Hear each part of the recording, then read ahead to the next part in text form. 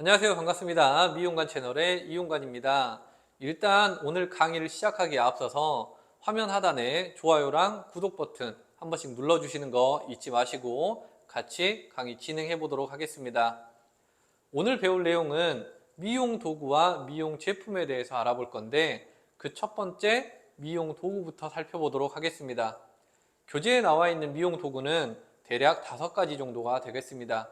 첫 번째, 빗, 브러쉬, 가위, 아이롱, 레이저 이렇게 5가지가 나와 있고 그 시작으로 빗 먼저 살펴보도록 하겠습니다. 처음에 빗의 기능 해가지고 이렇게 7가지가 나와 있는데 같이 보시면 첫 번째, 모발의 정돈 및 커트할 때 정확한 시술에 도움을 준다라고 했습니다. 그리고 두 번째 보시면 퍼머넌트 웨이브를 할 때 사용된다 해가지고 괄호 안에 웨이브콤이라고 되어 있죠. 자, 이 웨이브콤이 뭐냐면 현재는 과제에서 빠져 있지만 예전 실기 과제에 핑거 웨이브라는 게 있었어요. 이 핑거 웨이브는 손으로 머리카락을 고정하고 그 다음에 빗을 이용해서 시컬 웨이브를 형성하는 걸 이야기를 하는데 뒤에 좀 더 다른 과정이 있지만 자, 여기서 시컬 웨이브를 빗을 가지고 시컬 웨이브를 형성하는 걸 웨이브콤이라고 하고 있습니다. 자, 사진이랑 같이 보시면 훨씬 더 이해가 빠르실 거라고 생각이 됩니다. 자, 세 번째, 아이롱을 이용할 때 두피 보호의 목적으로 사용이 된다라고 되어 있습니다. 자, 여성분들 같은 경우에는 모발 끝에 굵은 웨이브를 내기 위해 아이롱을 사용하는데 짧은 머리에 열펌으로 웨이브를 형성할 때 저희가 작은 크기의 아이롱을 사용하기도 합니다. 이 아이롱이 두피 가까이에서 회전하는 테크닉이 구사가 되는데 이때 아이롱의 열이 160도에서 200도까지 올라가요. 그 열이 두피에 전달되지 않도록 그리고 아이롱 본체가 두피에 닿지 않도록 보호 역할을 하기 위해서 두피와 아이롱 사이에 빗을 하나 가져다 대는 겁니다. 그런 용도로 사용한다 이렇게 나와 있는 겁니다. 자, 그리고 네 번째 디자인 연출 시 쉐이핑이라고 되어 있는데 이 쉐이핑이라는 단어는 헤어 미용을 공부하면서 정말 많이 나오게 될 거예요. 자, 쉐이핑을 간단하게 말씀을 드리면 모발 전체를 모양을 내기 전에 빗어주는 것, 모양을 잡기 위해 빗어주는 것 이렇게 생각하시면 되겠습니다. 자, 모발 전체를 모양을 잡기 위해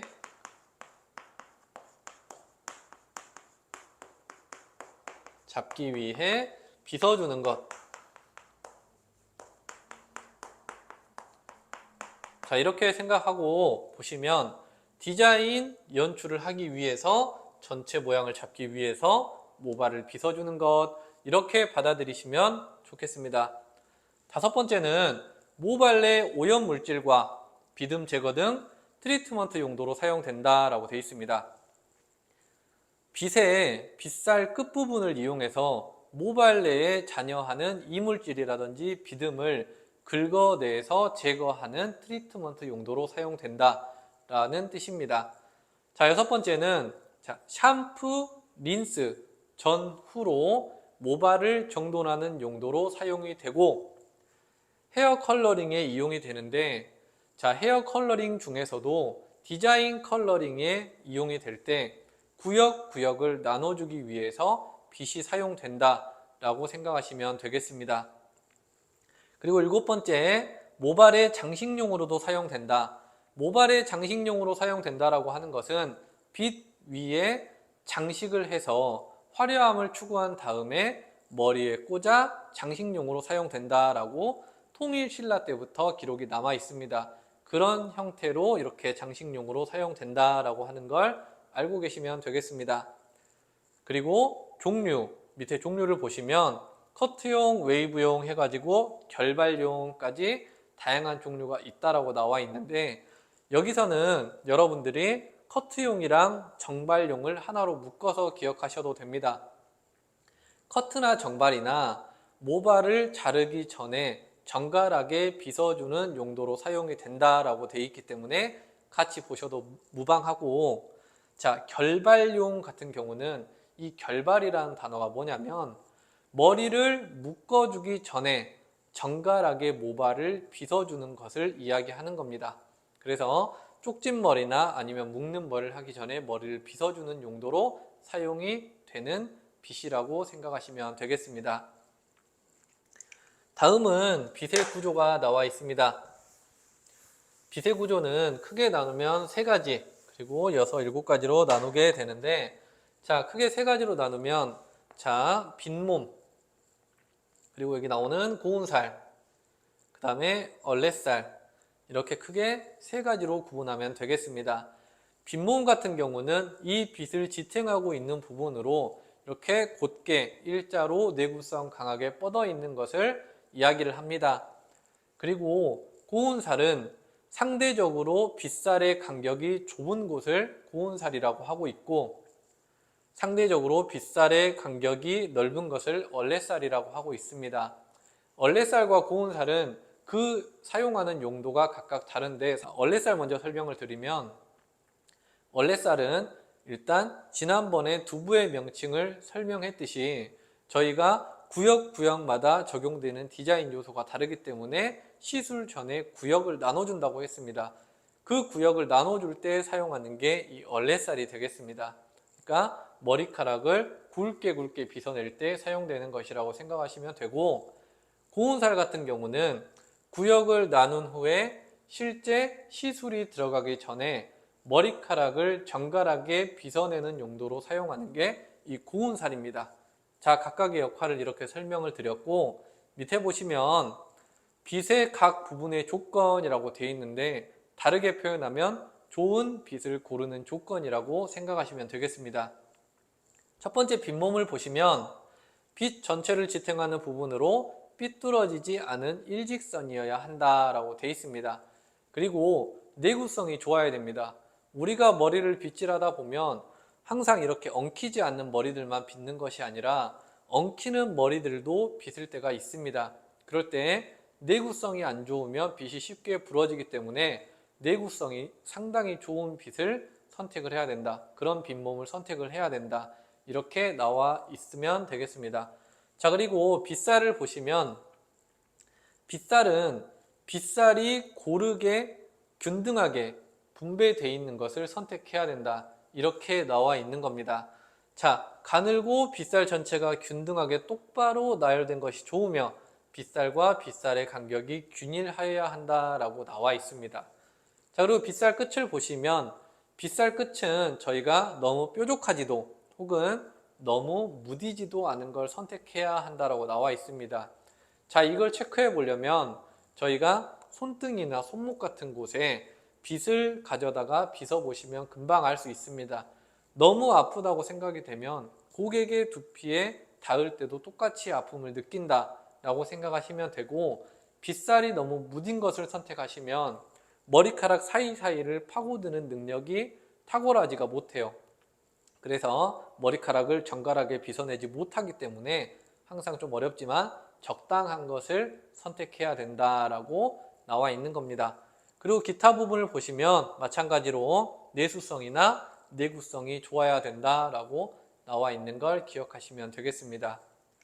자, 다음은 이 빗의 손질법이 나와 있습니다. 1번부터 5번까지 쭉 나와 있는데, 자, 보시면 첫 번째, 빗살 사이의 때는 솔로 제거하거나 비눗물에 담근 후 브러쉬로 닦고 나서 소독한다 라고 되어 있습니다. 1번 이물질 제거,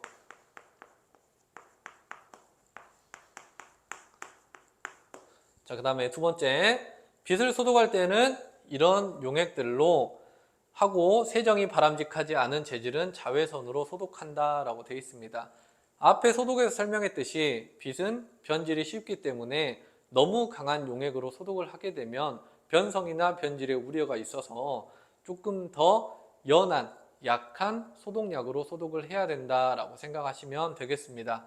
자, 그리고 여기 나와 있는 것들도 소독액의 한 종류인데 저희가 알코올보다는 조금 더 강한 친구들이라고 생각하고 계시면 되겠습니다. 뒤에 가서 자세히 언급을 할 건데, 자, 알코올 같은 경우는 저희가 물이랑 희석되는 비율이 7대 3 정도예요. 물 70%, 알코올 30% 정도 희석을 해서 사용을 하는데, 크레졸이나 석탄산, 포르말린수 같은 경우는 조금 더 용액이 강한 친구들이라 물의 비율이 보통 97%에서 98%, 그리고 저 용액이 1%에서 3% 비율로 희석이 됩니다. 그러니까 얼마나 강한 친구들인지 아시겠죠? 자, 저런 친구들로 소독을 합니다. 2번 소독하기. 여기서 주의해야 될 게 3번에 나와 있는데, 소독을 할 때 오래 하지 말고 적당히 변질되지 않게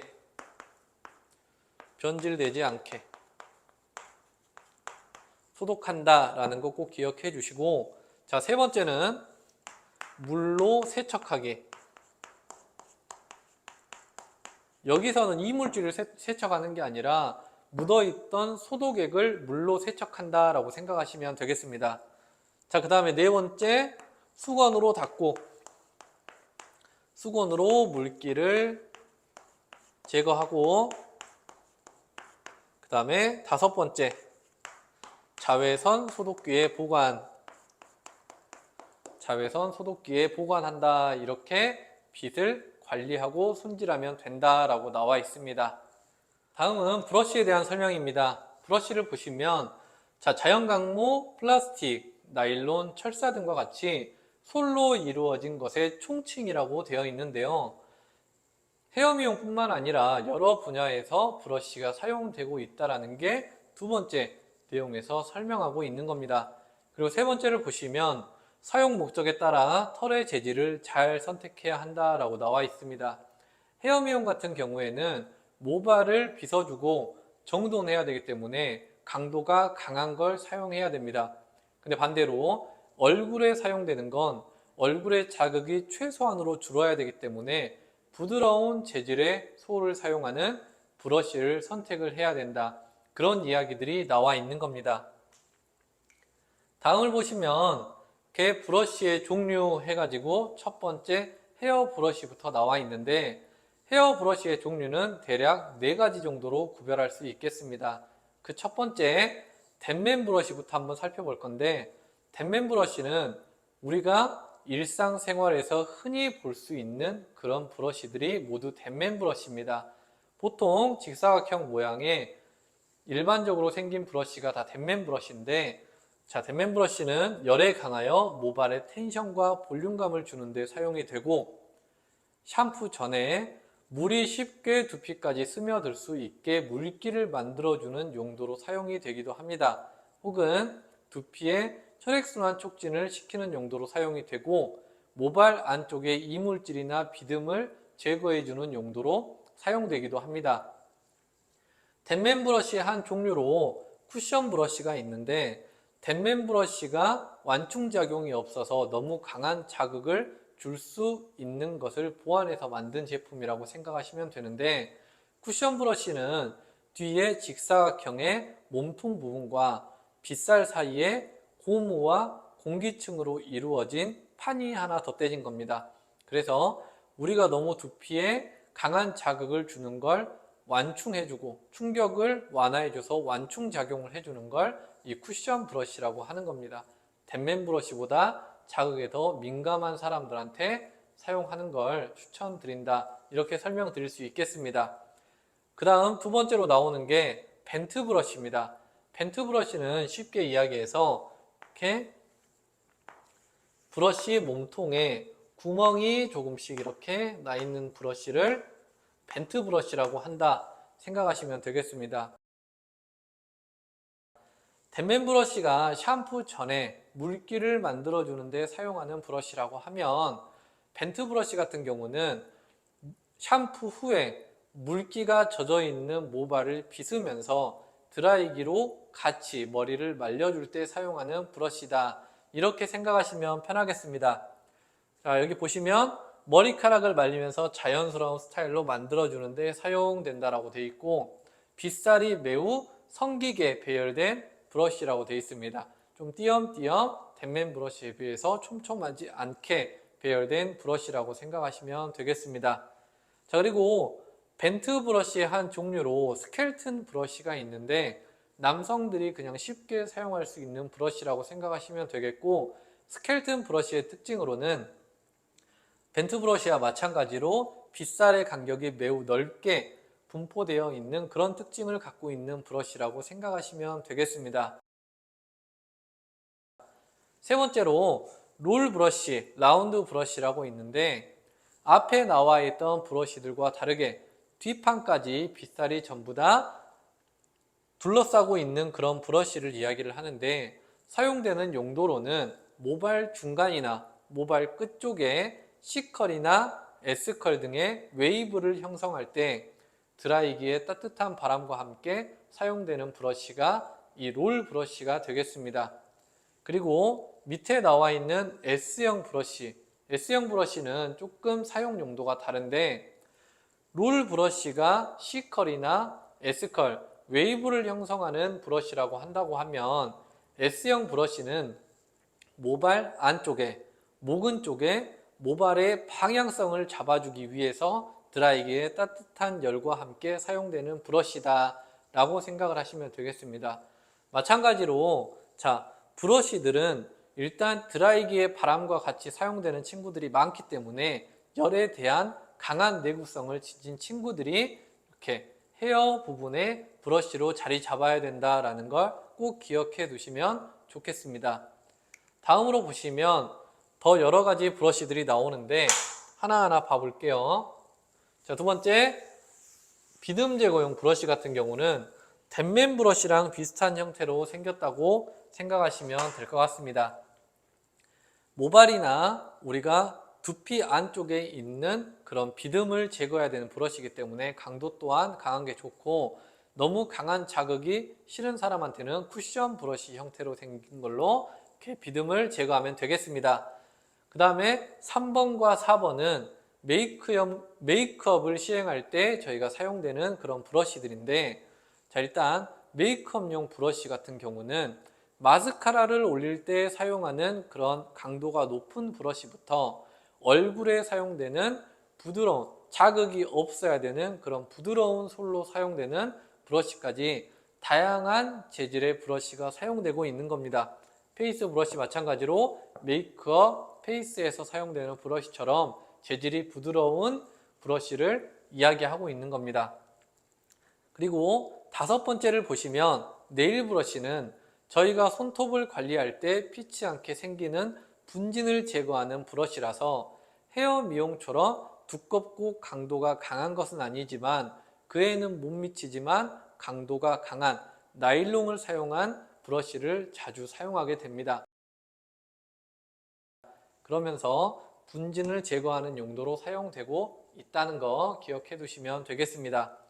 샴푸제 도포용 브러쉬 같은 경우는 조금 더 부드럽지만 탄력 있는 브러쉬를 사용해서 샴푸제, 두피 관리를 할 때 샴푸제를 이렇게 조금 더 세세하게 두피에 발라줄 때 사용하는 그런 브러쉬라고 생각하시면 되겠습니다.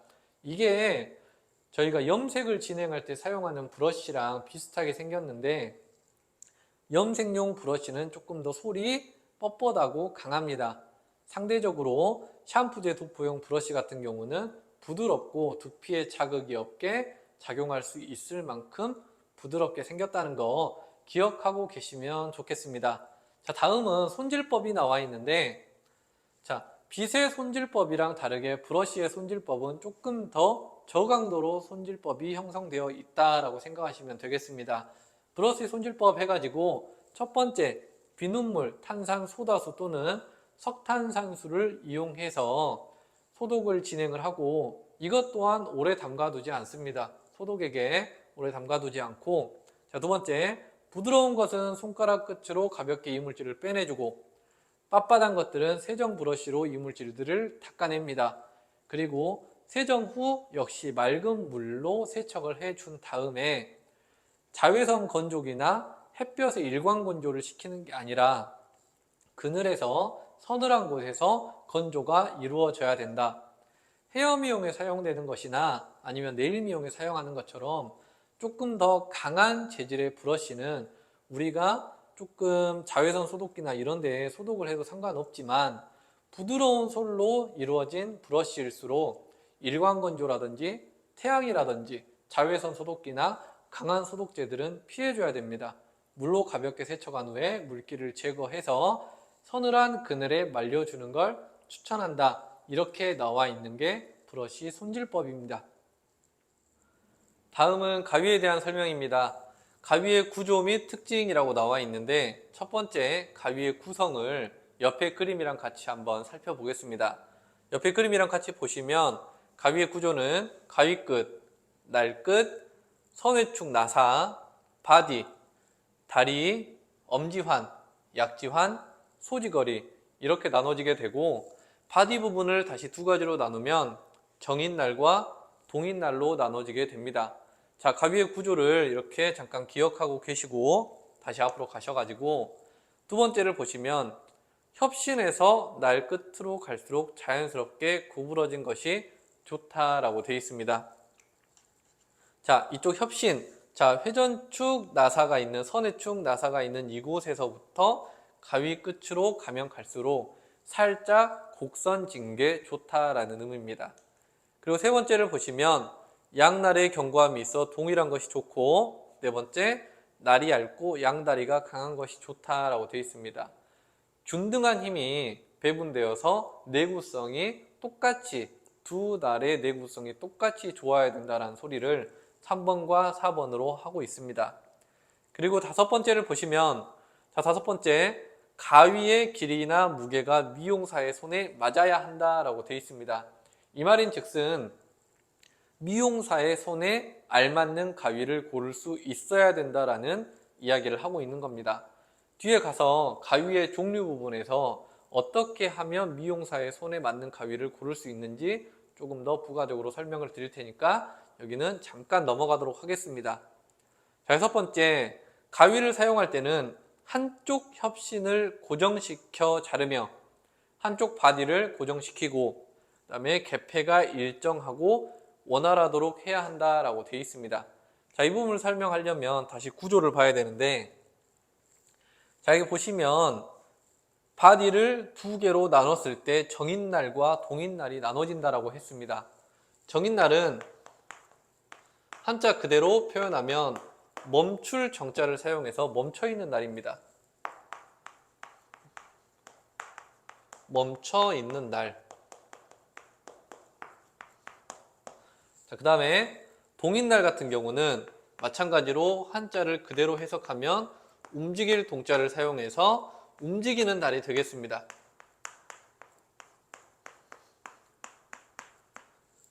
그럼 이 정인날을 어떻게 우리가 멈춰있게 하고 동인날을 어떻게 움직이면 되는지 옆에 다시 한번 설명을 해볼게요. 이 가위를 보시면 우리가 손가락이 다 사용이 됩니다. 가위에 5손가락이 다 사용이 되는데 일단 검지랑 중지손가락은 이 다리 부분 위에 올려질 겁니다. 이 부분에 두 손가락이 이렇게 얹어질 거고 약지환에는 당연히 네 번째 손가락, 약지손가락이 끼워질 거예요. 약지손가락이 끼워지고 마지막 소지거리에는 새끼손가락이 얹어질 겁니다. 그리고 엄지환에는 엄지손가락이 끼워질 거예요. 그렇기 때문에 엄지환이라는 이름이 붙었겠죠. 자, 그렇게 해서 가위를 잡게 되면 자, 이런 모양으로 가위가 잡아지게 됩니다. 다리, 약지환, 소지거리. 자, 이런 식으로 가위가 잡아지고 엄지환에 엄지가 끼워진 모습을 볼 수 있습니다. 이 상태에서 자, 위에 네 손가락에 있는 것이 정인날이기 때문에 반듯하게 고정을 시키고 이 네 손가락 고정을 시키고 이 엄지손가락만 왔다 갔다 이렇게 커트가 이루어지게 되는 겁니다. 이러면 동인날만 움직이는데 자, 이게 여기 보시면 일정하고 원활하도록 해야 한다고 되어 있습니다. 이 날 두 개가 같이 움직여 버리면 우리가 반듯하고 섬세한 커트를 진행을 할 수가 없어요. 간단한 예를 들어서 사진관에서 사진을 분할할 때 보시면 밑에 판이 버티고 있고 칼날이 내려와서 반듯하게 자르는 걸 볼 수가 있죠. 한쪽은 고정이 되어 있고 한쪽 날만 움직이는 게 훨씬 더 반듯하고 세밀하게 커트가 가능한 겁니다. 그게 가위에서도 똑같이 나타나는 겁니다. 그래서 나중에 실기가 들어가기 전에 가위질하는 방법이라든지 와인딩하는 방법을 설명할 때 조금 더 자세하게 설명이 들어갈 건데, 일단 한쪽은 고정을 하고 한쪽 손만 움직여서 개폐 동작을 원활히 한다 라는 것만 알고 가시면 좋을 것 같습니다. 자, 다음 종류를 보실 건데, 종류는 크게 세 가지로 나눠지게 되겠습니다. 첫 번째는 재질에 따른 분류, 그 다음에 사용 목적에 따른 분류, 그 다음에 형태에 따른 분류, 이렇게 세 가지로 나누게 될 건데, 형태에 따른 분류에서 가위에 대해서 좀 세세하게 설명을 드리겠습니다. 첫 번째 재질에 따른 분류는 두 가지로 분류가 되는데, 첫 번째는 착강 가위, 두 번째 정강 가위, 이렇게 분류가 되겠습니다. 착강 가위 같은 경우는 이 협심 부분에서 뒷부분이 연강으로 이루어져 있습니다. 연한 강철로 이루어져 있고, 그 다음에 이 날 부분이 특수강으로 이루어져 있습니다. 그렇기 때문에 내구성은 조금 떨어지지만 무게감도 같이 낮아지면서 미용사가 사용할 때 손목의 부담이 조금 더 덜하다라는 특징이 있는 게 이 착강가위입니다. 정강가위는 반대로 이 협심부와 날 부분을 모두 특수강으로 만들어서 내구성도 높지만 같이 무게감도 높아지기 때문에 미용사의 손목에 조금 더 무리가 가는 가위가 되겠습니다. 자, 이런 특징들이 있고, 두 번째, 사용 목적에 따른 가위라고 해서 우리는 모발 커트를 할 때 머리카락의 길이를 자르거나 숱을 치거나 어차피 이 두 가지 기교를 이용해서 스타일 하나를 완성해내는 겁니다. 그렇게 보면 커팅 가위, 모발의 길이를 자르는 커팅 가위가 있고, 두 번째, 모발의 숱을 쳐내는 틴닝 가위가 있는 겁니다. 틴닝 가위는 텍스처라이징 가위라고도 한다. 그냥 이렇게 기억만 하고 넘어가시면 되겠습니다. 다음 형태에 따른 분류를 보시면 총 4가지로 나눠지는데, 커팅 가위 먼저 보도록 하겠습니다. 커팅 가위는 가장 일반적으로 사용되는 모발 커트용 가위이면서 작게 종류를 나누면 3가지로 다시 분류가 되겠습니다. 미니 가위, 일반 가위, 장가위, 이렇게 3가지로 분류가 되는데, 앞에서 우리가 구조나 특징 5번에서 보시면 미용사 손에 알맞은 가위를 선택해야 된다, 그 부분이 있었습니다. 보시면 미니 가위 3.5인치, 일반 가위 4.5에서 5.5, 장가위 6.5인치 이상 이렇게 돼 있는데, 인치수가 다양하게 나오는 이유가 뭐냐면 미용사 손가락 길이에 맞춰서 가위가 생산이 되는 겁니다.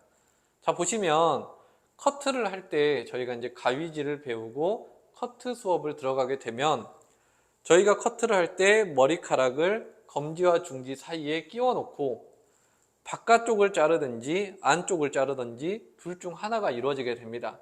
자, 그러면 이 가위가 내 손가락의 길이보다 길어서 안쪽까지 파고들게 되면 분명 손가락이 상하는 일이 발생하게 될 겁니다. 혹은 내 손가락 길이보다 현저히 짧아가지고 내 손가락 안에 끼워진 모발이 100% 잘려지지 않으면 내가 2번, 3번 이 작업을 반복해야 되는 불상사가 발생을 합니다. 그래서 미용사의 검지와 중지 손가락 길이에 따라서 일반 가위의 인치수가 정해진다. 그래서 손가락 길이에 맞는 알맞은 가위를 선택해야 된다라고 되어 있습니다. 그래서 미니 가위 같은 경우는 3.5인치 정도 되는데, 이 친구는 약간 세밀하거나 정밀한 커트 혹은 마무리 커트에서 조금 삐져나온 머리를 수정 보완할 때 그때 사용되는 가위다라고 생각하시면 되고, 장가위는 저희가 예외적으로 남성분들의 이렇게 옆머리처럼 짧은 머리들은 손가락 사이에 끼울 수가 없어요. 그래서 빗이랑 가위를 가지고 커트를 진행을 하는데, 빗으로 짧은 머리를 빗었을 때 빗 밖으로 빠져나온 머리를 자를 때 장가위가 사용이 됩니다. 이럴 때는 손가락이 사용되지 않고 긴 빗이 사용되기 때문에 한 번에 많은 양의 모발을 절삭해야 돼요. 잘라야 되기 때문에 조금 더 긴 가위가 사용이 되는 겁니다. 그래서 이렇게 손가락 길이나 그다음에 언제 사용되는지에 따라서 일반 가위는 3가지 정도로 구분이 된다. 이렇게 알고 가시면 좋을 것 같습니다.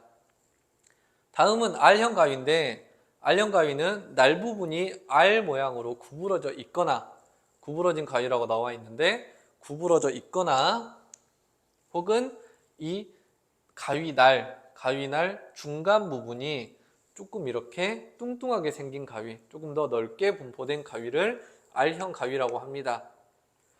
이 가위 같은 경우는 세밀한 부분 수정이나 모발 끝에 커트라인을 정돈할 용도로 둥글려서 커트를 하거나 스트로크 커트에 사용이 된다라고 되어 있습니다. 자, 저희가 가장 마지막에 보정 단계에서 미용의 4가지 단계 중 마지막 단계인 보정 단계에서 커트를 다 끝마쳤을 때 커트선이 너무 일자 반듯하게 나와 있어요. 그래서 살짝 끝에 곡선을 주기 위해서 이렇게 둥글려서 커트하기 기법을 사용을 하거나 그 다음에 스트로크 커트 같은 경우는 교재 옆을 보시면 스트로크 커트에 대한 설명이 나와 있죠. 틴닝 가위를 대신해서 테이퍼링 할 목적으로 사용된다라고 되어 있습니다. 잠깐 테이퍼링에 대해서 설명하고 넘어가면 자, 테이퍼링 같은 경우는 일단 밑에 잠깐 보시면 틴닝 가위는 숱을 감소시키는 것이 주 목적이라고 되어 있죠. 그럼 틴닝 가위를 대신한다고 했으니까 스트로크 커트 또한 숱을 감소시키는 것은 맞아요. 자, 숱을 감소시키는 것은 맞지만 목표가 있어요. 이 친구는 숱을 감소시켜서 모발 끝을 가늘게 만드는 거예요. 끝을 가늘게 만든다.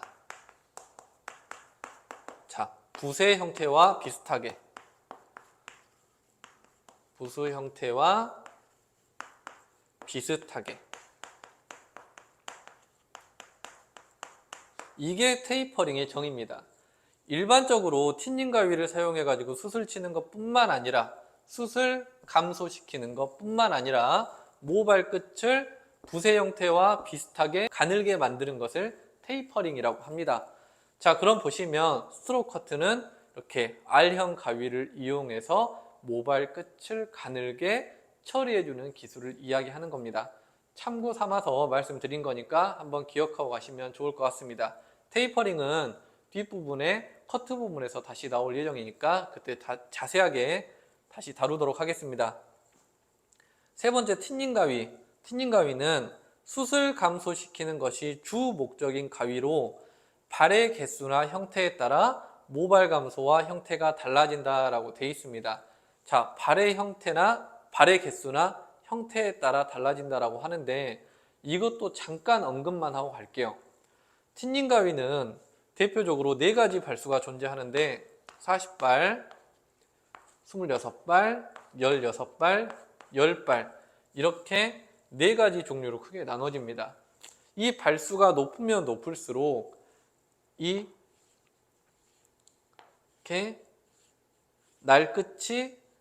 날의 넓이가 좁아요. 좁으면서 촘촘하게 생긴 가위가 40발짜리 가위입니다. 그럼 26발짜리 같은 경우는 이 날의 넓이가 넓어지면서 이것보다는 조금 더 견고하지 않게 간격이 조금 더 넓게 분포하는 게 26발. 그리고 16발이랑 10발짜리 같은 경우는 저희가 최근에 요술가위라고 부르면서 커트와 틴닝, 숱을 쳐내는 것을 동시에 할 수 있는 가위들이 나오는데 이런 것들은 16발이나 10발짜리들은 그런 곳에 사용되는 가위입니다. 그래서 40발짜리는 이 날의 간격이 좁기 때문에 절삭률 또한 낮아져요. 머리를 자르는 양이 낮아집니다. 그래서 초보자분들이 사용하기에 가장 좋고 26발짜리는 미용실에서 가장 일반적으로 사용되는 가위가 이 틴닝 가위가 26발짜리가 되겠습니다.